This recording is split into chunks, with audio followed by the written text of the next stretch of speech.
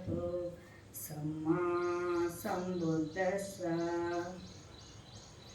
ಬುದ್ಧ ಧಮ್ಮ ಸಂಘದ ತ್ರಿರತ್ನಗಳಿಗೆ ನಮಿಸುತ್ತಾ ಪರಮ ಪೂಜ್ಯ ಬೋಧಿಸತ್ವ ಡಾಕ್ಟರ್ ಬಾಬಾ ಸಾಹೇಬ್ ಅಂಬೇಡ್ಕರ್ ಅವರ ಪಾದಗಳಿಗೆ ನಮಿಸುತ್ತಾ ಹಾಗೂ doctor Jagannath sir, Shweta madam ಹಾಗೂ ಎಲ್ಲ ಧಮ್ಮ ಬಂಧುಗಳಾದ ಉಪಾಸಕರಿಗೂ ನಮಿಸುತ್ತಾ ನಾನು ಈ ದಿನ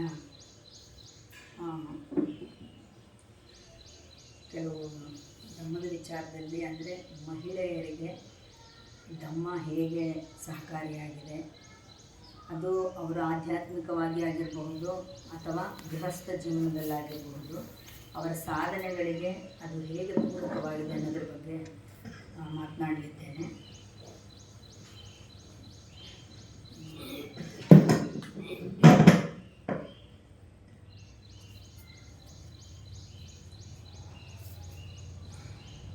ಧಮ್ಮದ ವಿಚಾರದಲ್ಲಿ ಮಹಿಳೆಯರಿಗೆ ಸಿಕ್ಕಿರ್ತಕ್ಕಂಥ ಸ್ಥಾನಮಾನ ಆಗಿರ್ಬೋದು, ಅದರಿಂದ ಅವ್ರು ಮಾಡಿರ್ತಕ್ಕಂಥ ಸಾಧನೆಗಳು, ಅದರಲ್ಲಿ ನಮಗಿರ್ತಕ್ಕಂಥ ಅವಕಾಶಗಳು ಹೇಗೆ ನಮ್ಮನ್ನು ಉನ್ನತಿ ಕಡೆಗೆ ಕರ್ಕೊಂಡು ಹೋಗ್ತದೆ ಅನ್ನೋದ್ರ ಬಗ್ಗೆ ಇವತ್ತು ನಾವು ಚರ್ಚೆ ಮಾಡೋಣ. ಭಗವಾನ್ ಬುದ್ಧರು ಧಮ್ಮದಲ್ಲಿ ಮಹಿಳೆಯರಿಗೆ ಉನ್ನತವಾದ ಸ್ಥಾನವನ್ನೇ ಕೊಟ್ಟಿದ್ದರು. ಆದರೆ ಅದಕ್ಕಿಂತ ಹಿಂದೆ ಮಹಿಳೆಯರಿಗೆ ಅಷ್ಟೊಂದು ಸ್ಥಾನಗಳನ್ನು ಯಾರೂ ಕೊಟ್ಟಿರಲಿಲ್ಲ. ಅಂದರೆ ಸಮಾಜನೇ ಆಗಿತ್ತು, ಪುರುಷ ಪ್ರಧಾನವಾದಂಥ ಸಮಾಜವಾದ್ದರಿಂದ ಮಹಿಳೆಯರಿಗೆ ಅತ್ಯುನ್ನತ ಸ್ಥಾನ ಇರಲಿ, ಸಮಾನತೆ ಇರಲಿ, ಯಾವುದೇ ಒಂದು ಪರಿಕಲ್ಪನೆಯೇ ಇರಲಿಲ್ಲ ಆವಾಗ. ಅಂಥ ಸಂದರ್ಭದಲ್ಲಿ ಧಮ್ಮ ಬೆಳವಣಿಗೆ ಆಗ್ತಾ ಇದ್ದ ಹಾಗೆಯೇ ಮಹಿಳೆಯರಿಗೆ ಮುಖ್ಯವಾಗಿ ಬುದ್ಧರ ಕಾಲದಲ್ಲಿ ಸಮಾನ ಸ್ಥಾನಮಾನವನ್ನು ಕೊಡಲಾಯಿತು. ಅದರಲ್ಲಿ ಪ್ರಮುಖವಾಗಿ ಅವರ ಮೇಲೆ ಪ್ರಭಾವ ಬೀರಿದಂಥವರು, ಭಗವಾನ್ ಬುದ್ಧರ ಮೇಲೆ ಪ್ರಭಾವ ಬೀರಿದಂಥವರು ಮಹಾಪ್ರಜಾಪತಿ ಗೌತಮಿಯವರು, ಮಾತಾ ಯಶೋಧರ ಅವರು, ಮತ್ತು ಮಾತಾ ವಿಶಾಖ ಅವರು, ಇವರೆಲ್ಲರ ಒಂದು ಸುಜಾತ ಮಾತಾ, ಇವರೆಲ್ಲರ ಒಂದು ಪ್ರೇರಣೆ ಆಗಲಿ, ಸಹಕಾರ ಆಗಲಿ ಅವರ ಜೀವನಕ್ಕೆ ಒಂದು ಪೂರಕವಾಗಿತ್ತು. ಇದು ಬುದ್ಧರು ಹೇಳ್ತಾರೆ,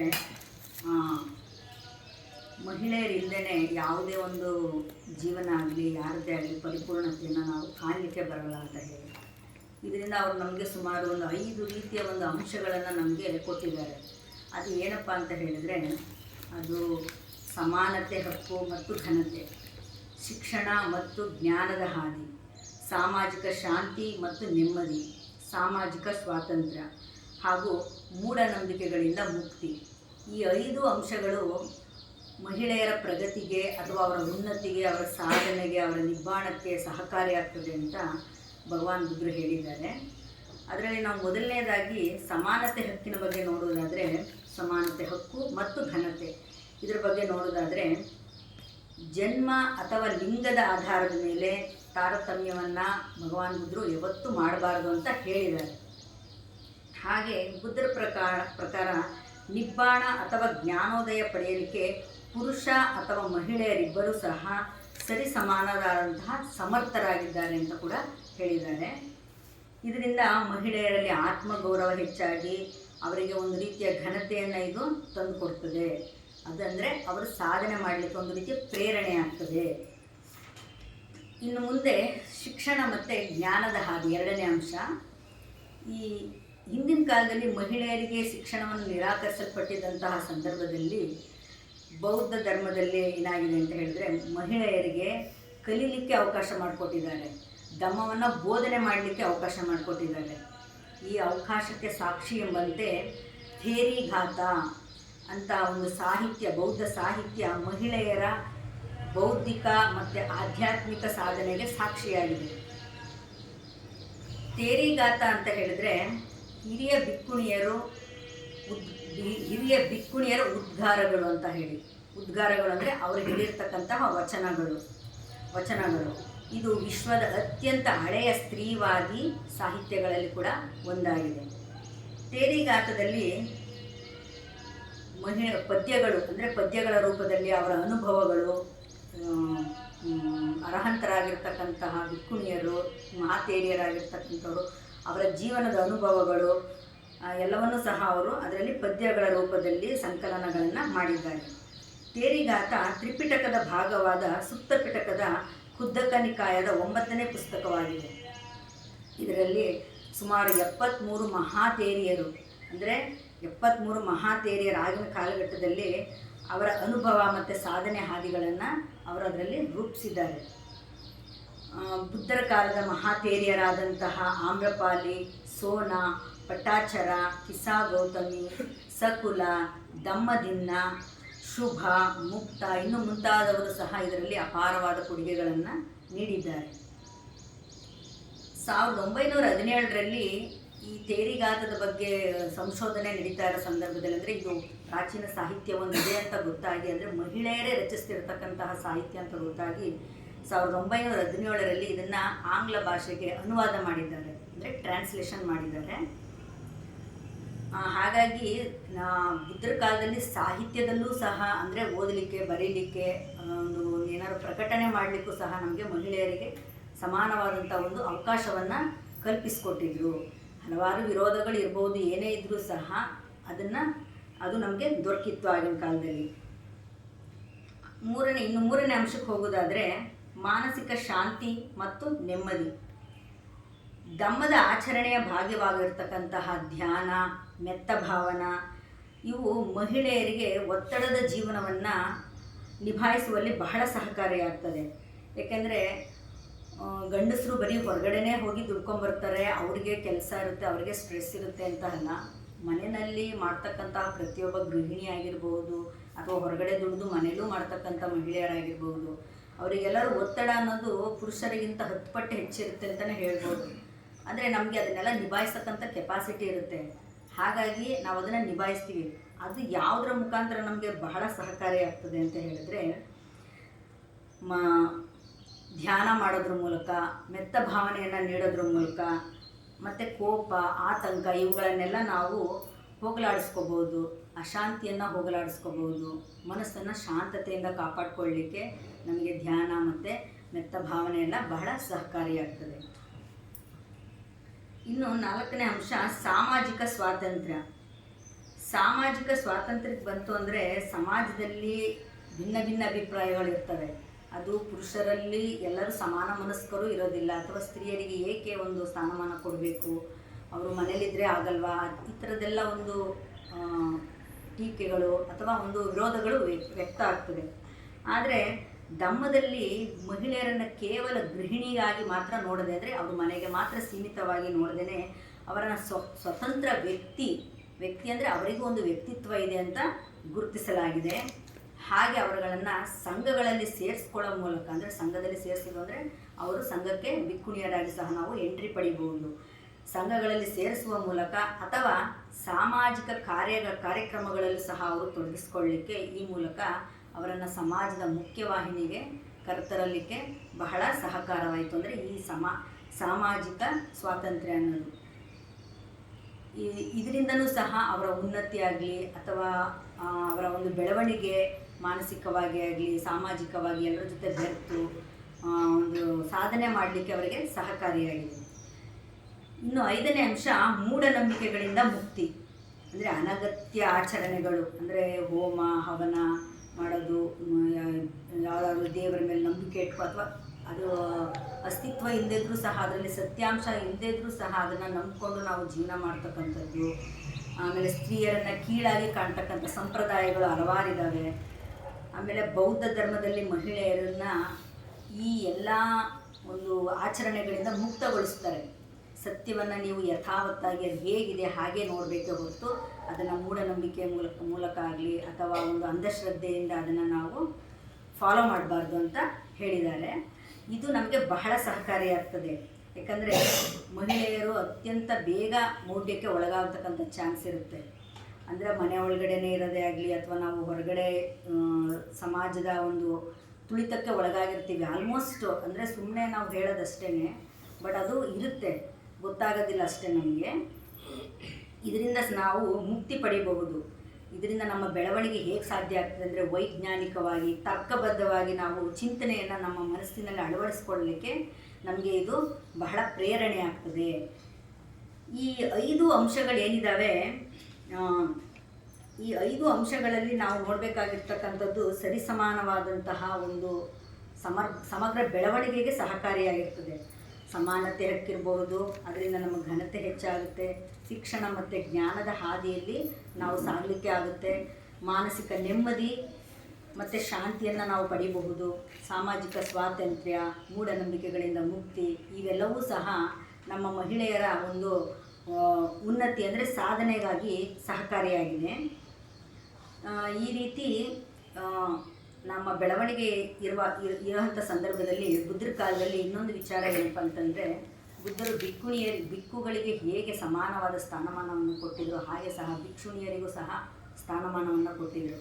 ಅದರಲ್ಲಿ ಪ್ರಮುಖವಾಗಿ ನಾವು ಅಗ್ರಸಾವಕರಾದಂತಹ ಸಾರಿಪುತ್ತ ಮತ್ತು ಮೊಗ್ಗಲಾನರವರಿಗೆ ಹೇಗೆ ರಿದ್ಧಿಶಕ್ತಿ ಮತ್ತು ಪ್ರಜ್ಞೆಯಲ್ಲಿ ಅವರು ಉನ್ನತಿಯನ್ನು ಸಾಧನೆ ಮಾಡಿ ಅವರು ಅಗ್ಗಸಾವಕರು ಅಂತ ಘೋಷಣೆಯಾಗಿತ್ತೋ, ಅದೇ ರೀತಿ ಮಹಿಳಾ ಭಿಕ್ಕುಣಿಯರಲ್ಲೂ ಸಹ ಮಹಾತೇರಿಯರಾದಂತಹ ಕೇಮ ಹಾಗೂ ಉಪ್ಪಲವಣ್ಣ ಇವರನ್ನೂ ಸಹ ಅಗ್ಗಸಾವಕಿಯರು ಅಂತ ಹೇಳಿ ಘೋಷಣೆಯನ್ನು ಮಾಡಿದರು. ಅಂದರೆ ಪ್ರಜ್ಞೆಯಲ್ಲೇ ಆಗಲಿ ರಿದ್ಧಿಶಕ್ತಿಯಲ್ಲೇ ಆಗಲಿ ಪುರುಷರಷ್ಟೇ ಸರಿಸಮಾನವಾದ ಸಾಧನೆಯನ್ನು ಮಾಡಲಿಕ್ಕೆ ಮಹಿಳೆಯರು ಸಹ ಅರ್ಹರಿದ್ದಾರೆ ಅಂತ ಇದರಿಂದ ನಮಗೆ ಗೊತ್ತಾಗ್ತದೆ. ಈ ರೀತಿ ಹಲವಾರು ಉದಾಹರಣೆಗಳನ್ನು ನಾವು ಧಮ್ಮದಲ್ಲಿ ಕಾಣ್ಬೋದಾಗಿದೆ. ಆದರೆ ಸಾಮಾನ್ಯವಾಗಿ ನಾವು ಇದು ನಮ್ಮ ಆಧ್ಯಾತ್ಮಿಕ ಸಾಧನೆಯ ಒಂದು ಭಾಗವಾಯಿತು.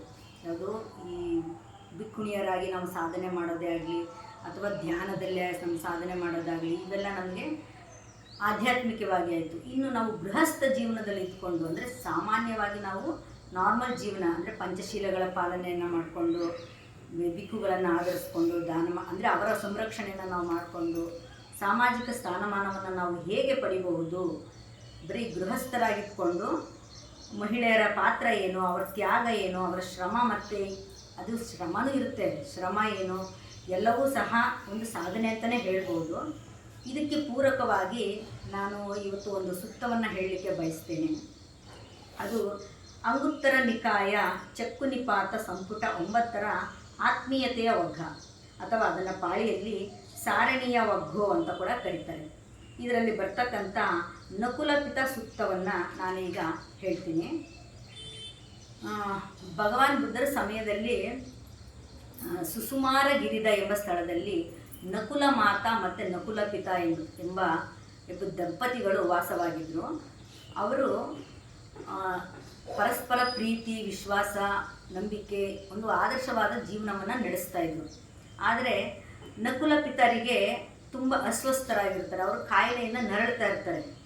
ಆಗ ನಕುಲ ಮಾತಾ ಅವರು ಅವರಿಗೆ ಆರೈಕೆ ಮಾಡ್ತಾ ಇರ್ತಾರೆ. ಆದರೂ ಸಹ ಅವರು ತುಂಬ ಕಾಯಿಲೆ ಉಲ್ಬಣಗೊಂಡು ಅವರು ಇನ್ನೇನೋ ಅಂದರೆ ಚಿಂತೆ ಮಾಡ್ತಾ ಇರ್ತಾರೆ. ನಾನು ಸತ್ತು ಹೋದರೆ ಏನು ಮಾಡೋದು, ಹಾಗೆ ಹೀಗೆ ಅಂದ್ಕೊಂಡು ಅವರು ಯೋಚನೆ ಮಾಡ್ತಾ ಇರ್ತಾರೆ. ಇಂಥ ಸಂದರ್ಭದಲ್ಲಿ ನಕುಲ ಮಾತಾ ಅವರು ಅವ್ರ ಹತ್ರ ಬಂದ್ಬಿಟ್ಟು, ಗೃಹಪತಿ ನೀವು ಚಿಂತಿಸಬೇಡಿ, ಚಿಂತೆಯಿಂದ ಸಾಯುವುದು ಮಹಾಪಾಪ ಅಂದರೆ ನೋವುಕಾರಕ, ದುಃಖ. ಅದು ಚಿಂತೆಯಿಂದ ಸಾಯ್ತಕ್ಕಂಥದ್ದು ನೋವುಕಾರಕ. ಭಗವಾನ್ ಬುದ್ಧರೂ ಸಹ ನಾವು ನೋವಿನಿಂದ ಸಾಯೋದನ್ನು ಖಂಡನೀಯವಾಗಿ ಖಂಡಿಸಿದ್ದಾರೆ. ನಾವು ಆ ರೀತಿ ಸಾಯಬಾರ್ದು, ನಾವು ಚಿಂತೆಯನ್ನು ಮಾಡಿಕೊಂಡು ಸಾಯಬಾರ್ದು.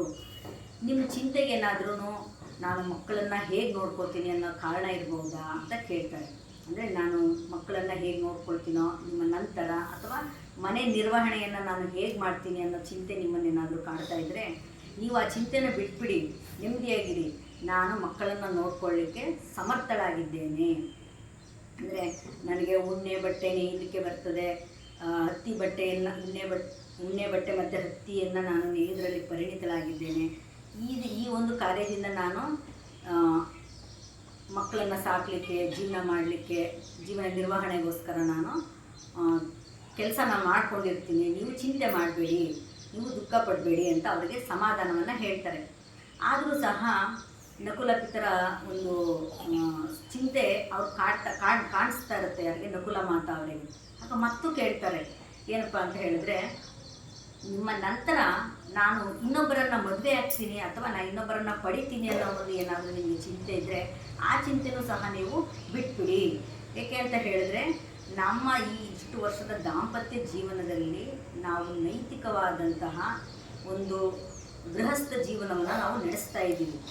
ಎಲ್ಲ ಶೀಲಗಳ ಪಾಲನೆ ಜೊತೆಗೆ ನಾವು ನೈತಿಕವಾದಂತಹ ದಾಂಪತ್ಯ ಜೀವನವನ್ನು ನಡೆಸ್ತಾ ಇರ್ತೀವಿ. ಅದು ಶುದ್ಧವಾದ ಸ್ವಚ್ಛ ಆಚಾರವಾಗಿರ್ತಕ್ಕಂಥ ಜೀವನವನ್ನು ನಾವು ನಡೆಸ್ತಾ ಇದ್ದೀವಿ. ಹಾಗಾಗಿ ನಿಮಗೆ ನನ್ನ ಮೇಲೆ ನಂಬಿಕೆ ಇಟ್ಟು ನೀವು ಆ ಚಿಂತೆಯೆಲ್ಲ ಬಿಟ್ಬಿಡಿ ಅಂತ ಹೇಳಿ ಅವರಿಗೆ ಭರವಸೆಯನ್ನು ಕೊಡ್ತಾರೆ. ಆದ್ರೂ ಸಹ ನಕುಲ ಪಿತರು ಯೋಚನೆ ಮಾಡ್ತಾ ಇರ್ತಾರೆ, ಚಿಂತೆ ಮಾಡೋ ಥರ ಇವರಿಗೆ ಕಾಣಿಸ್ತಾರೆ. ಆಗ ಮತ್ತು ಕೇಳ್ತಾರೆ ಅವರು, ನಾನು ಹೋದ್ಮೇಲೆ ಭಗವಾನರನ್ನಾಗಲಿ ಅಥವಾ ಭಿಕ್ಕುಗಳನ್ನಾಗಲಿ ಹೀಗೆ ಕಾಣ್ತಾಳ ಇಲ್ವಾ ಅನ್ನೋ ಒಂದು ಚಿಂತೆ ಏನಾದರೂ ನಿಮಗೆ ಕಾಣ್ತಾ ಇದ್ದರೆ ನೀವು ಆ ಚಿಂತೆಯೂ ಸಹ ಬಿಟ್ಬಿಡಿ.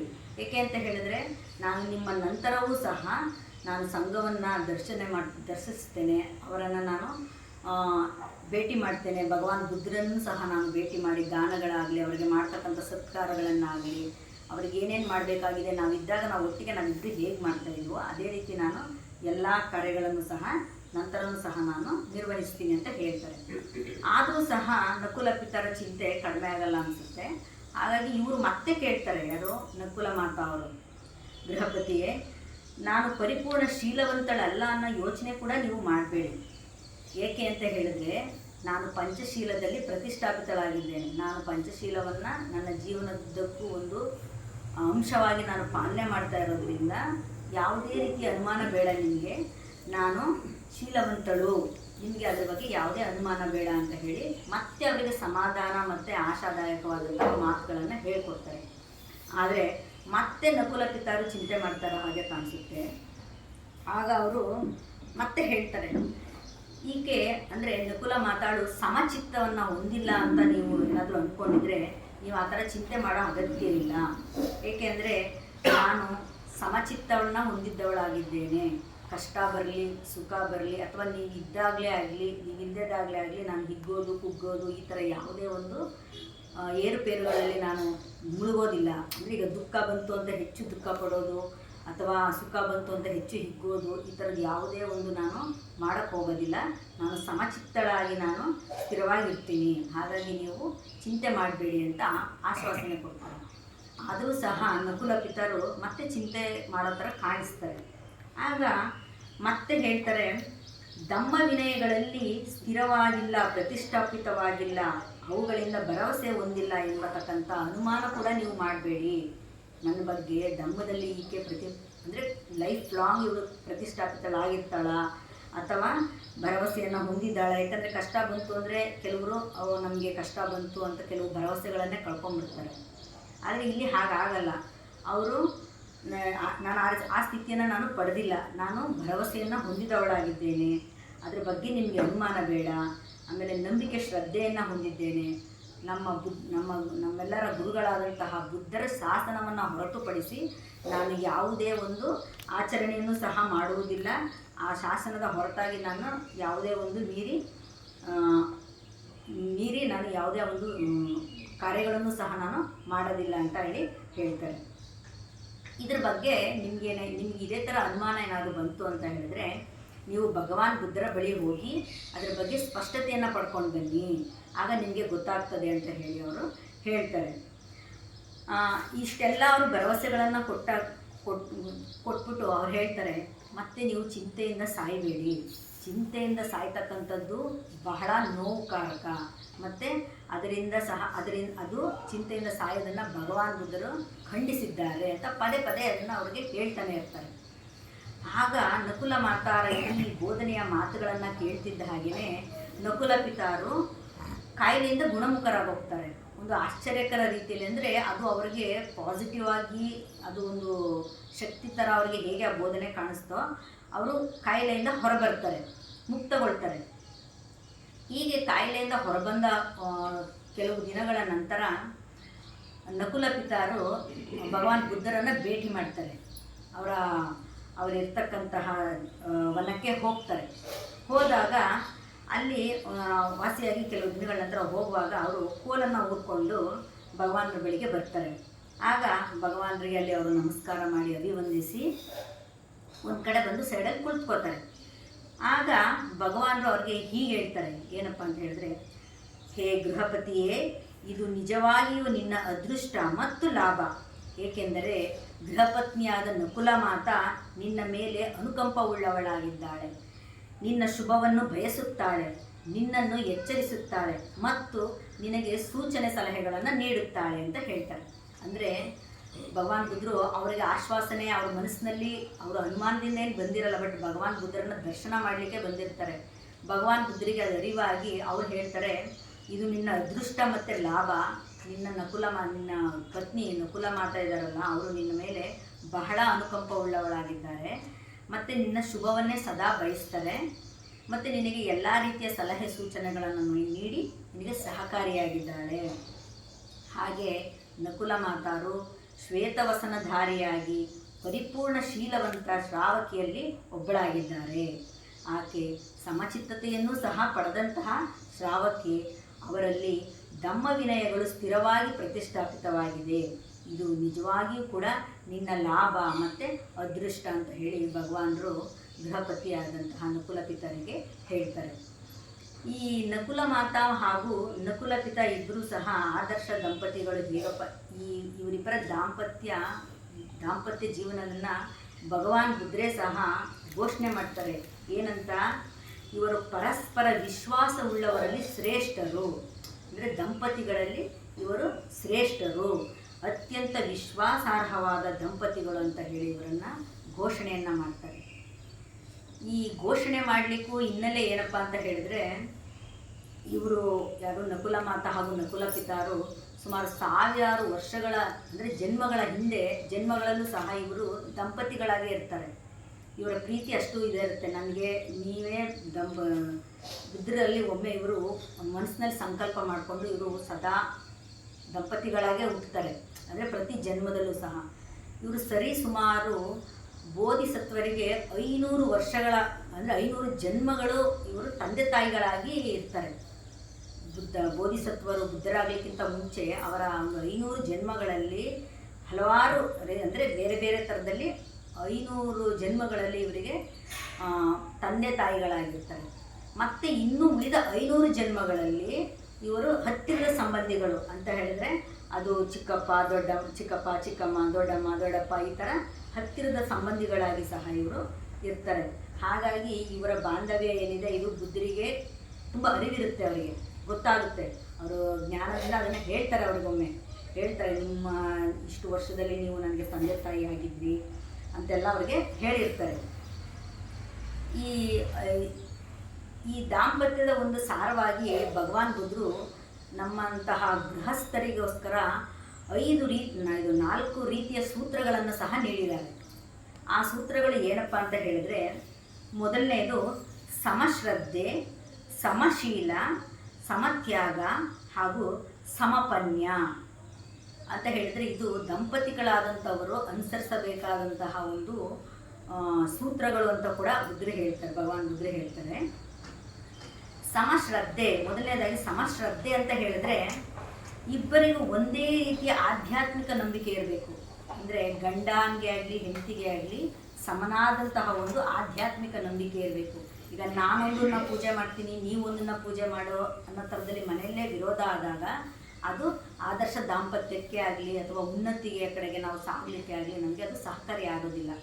ಇಬ್ಬರಲ್ಲೂ ಸಹ ಆಧ್ಯಾತ್ಮಿಕ ಭಾವನೆಗಳು ಸಮಸ್ಥಿತಿಯಲ್ಲಿ ಇರಬೇಕು, ಅಂದರೆ ಸಮಾನವಾಗಿರಬೇಕು, ಸಮಶ್ರದ್ಧೆಯಲ್ಲಿ ಇರಬೇಕು ಅಂತ. ಶ್ರದ್ಧೆ ಅಂದರೆ ನಂಬಿಕೆ ಇರಬೇಕು, ಇಬ್ಬರಿಗೂ ಒಂದರಲ್ಲೇ ನಂಬಿಕೆ ಇರಬೇಕು ಅಂತ. ನೆಕ್ಸ್ಟ್ ಸಮಶೀಲ ಅಂತ ಹೇಳಿದ್ರೆ, ಇಬ್ಬರು ಒಂದೇ ರೀತಿಯ ನೈತಿಕ ಗುಣಗಳನ್ನು ಹೊಂದಿರಬೇಕು. ಆ ನೈತಿಕ ಗುಣಗಳಲ್ಲಿ ಪಂಚಶೀಲ ಪಾಲನೆ ಮಾಡಲಿಕ್ಕೆ ಇಬ್ಬರಿಗೂ ಸಹ ಒಂದೇ ಮನಸ್ಥಿತಿಯಲ್ಲಿ, ಅಂದರೆ ಇಬ್ಬರು ಸೇಮ್ ಒಂದು ಪ್ರತಿಜ್ಞೆಯನ್ನು ಮಾಡೋ ರೀತಿಯಲ್ಲಿ ಸಮನಾಗಿ ಅವರು ಪಂಚಶೀಲವನ್ನು ಪಾಲನೆ ಮಾಡಬೇಕಾಗಿರುತ್ತೆ. ಈ ರೀತಿ ಇಬ್ಬರು ಒಂದೇ ರೀತಿಯ ನೈತಿಕ ಗುಣಗಳು ಪಂಚಶೀಲ ಪಾಲನೆಯನ್ನು ಸಮನಾಗಿ ಹೊಂದಿದರೆ ಅದು ಸಹ ದಾಂಪತ್ಯದಲ್ಲಿ ಉತ್ತಮವಾಗಿ ನಾವು ಬದುಕಲಿಕ್ಕೆ ಸಹಕಾರಿಯಾಗ್ತದೆ. ಇನ್ನು ಮೂರನೇ ಸೂತ್ರ ಏನಪ್ಪ ಅಂತ ಹೇಳಿದ್ರೆ ಸಮತ್ಯಾಗ. ತ್ಯಾಗ ಅಂತ ಹೇಳಿದ್ರೆ ಅದು ಬರೀ ಅಂದರೆ ಎಲ್ಲವನ್ನು ತ್ಯಾಗ ಮಾಡೋ ರೀತಿಯಲ್ಲ ಅಂತ ಹೇಳಿದರೆ, ಉದಾರತೆಯಿಂದ ಇರೋದು, ದಾನವನ್ನು ಹೆಚ್ಚು ಕೊಡೋಕ್ಕೆ ಇಬ್ಬರು ಸಮಾನ ಮನಸ್ಥಿತಿಯನ್ನು ಹೊಂದಿರೋದು. ನಾನು ದಾನ ಕೊಡ್ತೀನಿ ಅಂತ ಹೇಳಿದ್ರೆ ಈಗ ಬೇಡ ಅಂತ ಪತಿ ಹೇಳೋದಾಗಲಿ, ಅಥವಾ ಪತ್ನಿ ಕೊಡ್ತೀನಿ ಅಂತಾಗ ಪತಿ ಬೇಡ ಅಂತ ಹೇಳೋದಾಗಲಿ, ಈ ರೀತಿ ಇರಬಾರ್ದು. ಸಮಾನವಾದ ಮನಸ್ಥಿತಿ ಇರಬೇಕು. ಅದರಲ್ಲೂ ಸಹ ಸಮತ್ಯಾಗ ಅಂತ ಪದನೇ ಬಳಸಿದ್ದಾರೆ. ಸಮತ್ಯಾಗ ಅಂತ ಹೇಳಿದ್ರೆ ಇಬ್ಬರು ಉದಾನವಾಗಿ ದಾನ ಹಾಗೂ ದಾನವನ್ನು ಉದಾರ ಮನಸ್ಥಿತಿಯೂ ಕೂಡ ಇರಬೇಕು, ಜೊತೆಗೆ ದಾನ ಮಾಡ್ತಕ್ಕಂಥ ಗುಣ ಕೂಡ ಇರಬೇಕು. ಇನ್ನು 4ನೇದು ಸಮಪ್ರಜ್ಞಾ. ಸಮಪ್ರಜ್ಞೆ ಅಂತಂದರೆ ಸಮನಾದಂತಹ ಜಾಗೃತಿ. ಜಾಗೃತಿ ಅಂದರೆ ಪ್ರಜ್ಞೆಯನ್ನು ಹೊಂದಿರತಕ್ಕಂಥ ಸ್ಥಿತಿ. ಅಂದರೆ ವಿವೇಕ ಆಗಲಿ, ಅಂದರೆ ನಾವು ಒಂದು ಮಾತಾಡಬೇಕಾದ್ರೆ ಆಗಲಿ, ಅಥವಾ ನಾವು ಒಂದು ನಮ್ಮ ನಡವಳಿಕೆ ಆಗಲಿ, ಅಥವಾ ನಾವು ಒಬ್ರಿಗೊಬ್ರು ಇಂಟ್ರ್ಯಾಕ್ಟ್ ಮಾಡೋ ರೀತಿಯಾಗಲಿ ನಾವು ಸಮಾನವಾದಂತಹ ಒಂದು ಪ್ರಜ್ಞೆಯನ್ನು ಇಟ್ಕೊಂಡು ನಾವು ಬಿಹೇವ್ ಮಾಡಬೇಕಾಗುತ್ತೆ. ಇದರಿಂದನೂ ಸಹ ನಮ್ಮ ಸಾಂಸಾರಿಕ ಜೀವನವನ್ನು ನಾವು ಉತ್ತಮಗೊಳಿಸ್ಕೊಳ್ಳಿಕ್ಕೆ ಬಹಳ ಸಹಕಾರಿಯಾಗ್ತದೆ. ಈ ಸುತ್ತದಲ್ಲಿ ಈ ನಕುಲಪಿತ ಸುತ್ತದಲ್ಲಿ ಏನಪ್ಪ ಮುಖ್ಯವಾಗಿ ನಾವು ಗಮನಿಸಬೇಕಾದಂಥ ಅಂಶ ಅಂತ ಹೇಳಿದ್ರೆ, ಗೃಹಸ್ಥರಲ್ಲಿ ಇರಬೇಕಾದಂತಹ ಪರಸ್ಪರ ಗೌರವ, ಅಂದರೆ ದಂಪತಿಗಳಲ್ಲಿ ಇರ್ತಕ್ಕಂತಹ ಪರಸ್ಪರ ಗೌರವ, ನಂಬಿಕೆ, ಆಧ್ಯಾತ್ಮಿಕ ಸಮಾನತೆ, ಇವುಗಳನ್ನೆಲ್ಲ ಇದರಲ್ಲಿ ನಾವು ಅತಿಯಾಗಿ ನೋಡಬಹುದು. ಅಂದರೆ ಎದ್ದು ಕಾಣಿಸ್ತದೆ, ಇದು ಎಲ್ರಿಗೂ ಗೊತ್ತಾಗ್ತದೆ, ಮೇಲ್ನೋಟಕ್ಕೆ ಗೊತ್ತಾಗುತ್ತೆ. ಆದರೆ ದಮ್ಮದಲ್ಲಿ ಇರ್ತಕ್ಕಂಥ ಪ್ರತಿಯೊಬ್ಬರು ಸಹ, ಅದು ನಾವು ಆಧ್ಯಾತ್ಮಿಕ ಸಾಧನೆ ಆಗಿರಬಹುದು ಅಥವಾ ಗೃಹಸ್ಥ ಜೀವನದ ಸಾಧನೆ ಆಗಿರಬಹುದು, ಮಾಡಲಿಕ್ಕೆ ಕೇವಲ ದಮ್ಮದಲ್ಲಿ ನಾವು ಪ್ರತಿಷ್ಠಾಪಿತ ಆದರೆ ಮಾತ್ರ ಸಾಧ್ಯ. ಯಾಕಂದರೆ ಈ ಅಂಶಗಳ ಜೊತೆಗೆ ದಮ್ಮವನ್ನು ಅನುಸರಿಸ್ತಕ್ಕಂಥ ಮನಸ್ಥಿತಿ ಕೂಡ ನಮಗೆ ಇರಬೇಕು. ಬರೀ ಈ ಪಾಯಿಂಟ್ಸ್ಗಳು ತಿಳ್ಕೊಳ್ಳೋದೇ ಆಗಲಿ ಅಥವಾ ಒಂದು ಆಚರಣೆ ಇಲ್ಲದೇ ಬರೀ ಹೇಳೋದಾಗಲಿ ಅದು ಚೆನ್ನಾಗಾಗೋದಿಲ್ಲ. ದಮ್ಮದಲ್ಲಿ ನಾವು ಪ್ರತಿಷ್ಠಾಪನೆಗೊಂಡು ಆಧ್ಯಾತ್ಮಿಕವಾಗಿ ಆದರೂ ಸಾಧನೆ ಮಾಡ್ಬೋದು, ಗೃಹಸ್ಥ ಜೀವನದಲ್ಲಾದರೂ ಸಾಧನೆ ಮಾಡ್ಬೋದು. ಒಟ್ಟಿನಲ್ಲಿ ಈ ಎರಡೂ ನಮ್ಮ ಹಾದಿಗಳೇನಿದ್ದಾವೆ ಇದು ನಮ್ಮನ್ನು ನಿಬ್ಬಾಣದ ಕಡೆಗಂತೂ ಕರ್ಕೊಂಡೋಗೋದಂತೂ ಖಂಡಿತ, ಉನ್ನತಿಯಡೆಗಂತೂ ಸಾಗೋದಂತೂ ಸಾಧ್ಯ. ಬಟ್ ನಾವು ನಿಬ್ಬಾಣ ಪಡಿಬೇಕು ಅಂದರೆ ನಮ್ಮ ಪ್ರಗತಿ ಇನ್ನೂ ಹೆಚ್ಚು ಆಗ್ತಾ ಇರುತ್ತೆ. ಇದಿಷ್ಟು ನಾನು ಈ ದಿನ ಧಮ್ಮದ ವಿಚಾರವಾಗಿ ಹೇಳಲಿಕ್ಕೆ ಬಯಸಿದೆ. ಇದ್ರ ಜೊತೆಗೆ ನಾನು ಈ ಸಂದರ್ಭದಲ್ಲಿ ಇನ್ನೊಂದು ನನ್ನ ಮನಸ್ಸಿಗೆ ಮೂಡ್ತಕ್ಕಂಥ ವಿಚಾರ ಅಂತ ಏನಪ್ಪ ಅಂತ ಹೇಳಿದ್ರೆ, ಅದು ನಮ್ಮ ಬೋಧಿಸತ್ವ ಬಾಬಾ ಸಾಹೇಬರ ಒಂದು ಆದರ್ಶ ಜೀವನವನ್ನು ಸಹ ನಾವು ಪರಿಗಣಿಸಬೇಕು ಅಂತ ನನಗನ್ಸುತ್ತೆ. ಯಾಕಂದರೆ ಅವರು ದಾಂಪತ್ಯ ಜೀವನದಲ್ಲಿ ಕೇವಲ ಬರೀ ಹೇಳೋದಾಗಲಿ ಅಥವಾ ಒಂದು ತೋರ್ಪಡಿಕೆಯಾಗಿ ಮಾಡಿಲ್ಲ. ರಮಾಬಾಯಿಯವರಿಗೆ ಅವರು ಹೇಗೆ ಒಂದು ಸ್ಥಾನಮಾನವನ್ನು ಕೊಟ್ಟಿದ್ರು, ಗೌರವವನ್ನು ಕೊಟ್ಟಿದ್ರು, ಅದರಲ್ಲಿ ರಮಾಬಾಯಿಯವರ ತ್ಯಾಗವನ್ನು ಹೇಗೆ ಸ್ಮರಿಸ್ಕೋತಾ ಇದ್ರು, ಅದು ಒಂದು ನಮಗೆ ಆದರ್ಶ ಅಂತ ಹೇಳುತ್ತೆ. ಇಡೀ ಜೀವನ ಪರ್ಯಂತ ರಮಾಬಾಯಿಯವರು ಇಲ್ಲದೇ ಅವ್ರು ಇರಲಿಲ್ಲ ಅಥವಾ ರಮಾಬಾಯಿ ಇಲ್ಲದೇ ನನ್ನ ಪರಿಪೂರ್ಣತೆ ಸಾಧ್ಯನೇ ಇಲ್ಲ ಅಂತ ಅದು ಹಲವಾರು ಬಾರಿ ಅವರು ಹೇಳ್ಕೊಂಡಿದ್ದಾರೆ. ಯಾಕಂದರೆ ಅವರ ತ್ಯಾಗ ಅಷ್ಟು ಅಪಾರವಾಗಿತ್ತು. ಸಹಕಾರ, ತ್ಯಾಗ, ಅದು ಎಲ್ರಿಗೂ ಗೊತ್ತಿರ್ತಕ್ಕಂಥ ವಿಷಯ. ಎಂಥ ಕಷ್ಟದ ಸಂದರ್ಭದಲ್ಲೂ ಸಹ ರಮಾಬಾಯಿಯವರು ಗೊತ್ತಿರೋ ತನಕನೂ ಸಹ ಬಾಬಾ ಸಾಹೇಬರಿಗೆ ಪೂರಕ ಹಾಗೂ ಸ್ಫೂರ್ತಿಯಾಗಿದ್ದರು. ಇದನ್ನು ನಾವು ಈ ಸಂದರ್ಭದಲ್ಲಿ ನೆನೆಸ್ಕೊಂಡ್ರೆ ಅವರ ಒಂದು ಆದರ್ಶ ಜೀವನವನ್ನು ಸಹ ನಾವು ನಮ್ಮ ಗಣನೆಗೆ ಯಾಕಂದರೆ ಇಂದಿನ ಕಾಲಮಾನದಲ್ಲಿ ಅವರು ನಮಗೆ ನೀಡಿರ್ತಕ್ಕಂಥ ಹಕ್ಕುಗಳನ್ನು ನಾವು ಯಾವತ್ತೂ ನಮ್ಮ ಜನ್ಮ ಇರೋ ತನಕನೂ ಸಹ ನಾವು ಮರೆಯೋ ಹಾಗಿಲ್ಲ. ಹಿಂದಿನ ಸ್ಥಿತಿನೂ ಸಹ ಎಲ್ರಿಗೂ ಗೊತ್ತಿದೆ, ನಾವು ಹೇಗೆ ಪರಿಸ್ಥಿತಿಯಲ್ಲಿದ್ವಿ. ಈಗ ಬಾಬಾ ಸಾಹೇಬರ ನಂತರ ಬುದ್ಧರು ನಮಗೆ ಧಮ್ಮವನ್ನು ಕೊಟ್ಟರೆ ಹೊರತು ಇವರು ನಮಗೆ ಬೆಳಕಾಗಿ ಬಂದರು. ಧಮ್ಮದ ಬೆಳಕನ್ನು ಇವರು ನಮಗೆ ತೋರಿದ್ದಾರೆ, ಯಾರು ಬಾಬಾ ಸಾಹೇಬರು. ಅದು ಯಾವುದ್ರ ಮುಖಾಂತರ ಅಂತ ಹೇಳಿದ್ರೆ, ಬೌದ್ಧ ಧಮ್ಮವನ್ನು ಅವರು ಸ್ವೀಕಾರ ಮಾಡಿ ನಮಗೆ ಧಮ್ಮವನ್ನು ನೀಡಿದ್ದಾರೆ. ಈ ಧಮ್ಮದ ಆಚರಣೆಯನ್ನು ಅವರು ತಡವಾಗಿ ತೆಗೆದುಕೊಂಡ್ರು ಸಹ ಅವರ ಜೀವನ ಇಡೀ ಸಹ ಅವರು ಪಂಚಶೀಲ ಪಾಲನೆಯಲ್ಲೇ ಆಗಲಿ ಅಥವಾ ಧಮ್ಮದ ಆಚರಣೆಯನ್ನು ಅವರು ಎಲ್ಲೂ ಸಹ ಬಿಟ್ಕೊಟ್ಟಿಲ್ಲ. ಇದನ್ನು ನಾವು ಮನಸ್ಸಿನಲ್ಲಿ ಸ್ಮರಿಸೋಣ ಅಂತ ಹೇಳ್ತೀನಿ. ಬಾಬಾ ಸಾಹೇಬರು ನಮಗೆ ಕಾನೂನಾತ್ಮಕವಾಗಿ ಹಾಗೂ ಧಾರ್ಮಿಕವಾಗಿ ಸಮಾನವಾದಂಥ ಹಕ್ಕುಗಳನ್ನು ನಮಗೆ ಸ್ಥಾನಮಾನವನ್ನು ದೊರಕಿಸಿಕೊಡೋದ್ರಲ್ಲಿ ಬಹಳ ಪ್ರಮುಖ ಪಾತ್ರವನ್ನು ವಹಿಸಿದ್ದಾರೆ. ಹಾಗೆ ಭಗವಾನ್ ಬುದ್ಧರು ನಮಗೆ ತೋರಿಸಿರ್ತಕ್ಕಂತಹ ಧಮ್ಮದ ಹಾದಿಯನ್ನು, ಬಾಬಾ ಸಾಹೇಬರು ಕೊಟ್ಟಿರ್ತಕ್ಕಂಥ ಧಮ್ಮದ ಬೆಳಕನ್ನು ಹಿಡಿದು ನಾವು ನಮ್ಮ ಜೀವನದಲ್ಲಿ ಧಮ್ಮವನ್ನು ಮುನ್ನಡೆಸ್ಕೊಂಡು ಉಸಿರಿರೋ ತನಕ ಅಥವಾ ನಮ್ಮ ನಂತರ ನಮ್ಮ ಮಕ್ಕಳಿಗೆ ಸಹ ನಾವು ಧಮ್ಮವನ್ನು ಕೊಡೋಣ ಅಂತ ಹೇಳಿ ನಮ್ಮ ಜೀವನವನ್ನು ಉನ್ನತಿ ಕಡೆಗೆ ಸಾಗಿಸ್ಕೊಳ್ಳೋಣ ಅಥವಾ ನಮ್ಮ ಮನಸ್ಸನ್ನು ಬೆಳವಣಿಗೆ ಕಡೆಗೆ ನಾವು ಪ್ರಗತಿಯನ್ನು ಸಾಗಿಸೋಣ ಅಂತ ಹೇಳಿ ನನ್ನ ಈ 2 ಮಾತುಗಳನ್ನು ಮುಗಿಸ್ತೀನಿ.